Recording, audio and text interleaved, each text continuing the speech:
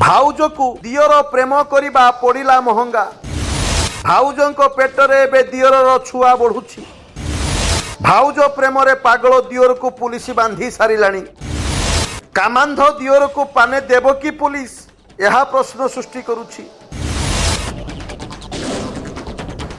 ଦର୍ଶକ ବନ୍ଧୁ, ଘଟଣାଟି ଟିକେ କାନକୁ ଅଲଗା ଲାଗୁଛି, କିନ୍ତୁ ଘଟଣାଟି ଘଟିଛି କେଉଁଝର ଜିଲ୍ଲା ତୁରୁମୁଙ୍ଗା ଥାନା ଅଞ୍ଚଳରେ।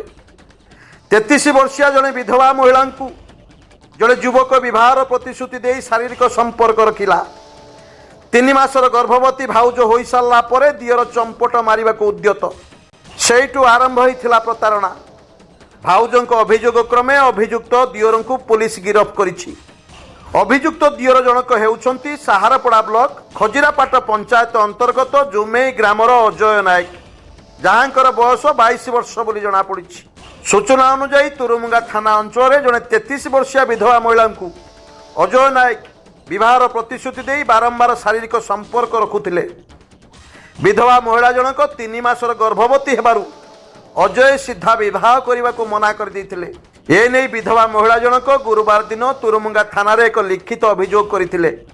ଅଭିଯୋଗ ମୂଳେ ଏକ ମାମଲା ରୁଜୁ କରାଯାଇଥିଲା। 56/26 ମାମଲାରେ ଅଭିଯୁକ୍ତଙ୍କୁ କୋର୍ଟ ଚାଲାଣ କରାଯାଇଥିବା କଥା ତୁରୁମୁଙ୍ଗା ଥାନା ଅଧିକାରୀ ସୂଚନା ଦେଇଛନ୍ତି। ଭାଉଜକୁ ଦିଅର ପ୍ରେମ କରିବା ପଡ଼ିଲା ମହଙ୍ଗା ବୋଲି ଏବେ ସବୁଆଡ଼େ ଚର୍ଚ୍ଚା ହେଉଛି। କେଉଁଝରରୁ ଦଶରଥ ବାରିକଙ୍କ ରିପୋର୍ଟ, ସ୍ୱତନ୍ତ୍ର ଓଡ଼ିଶା ଲାଇଭ୍।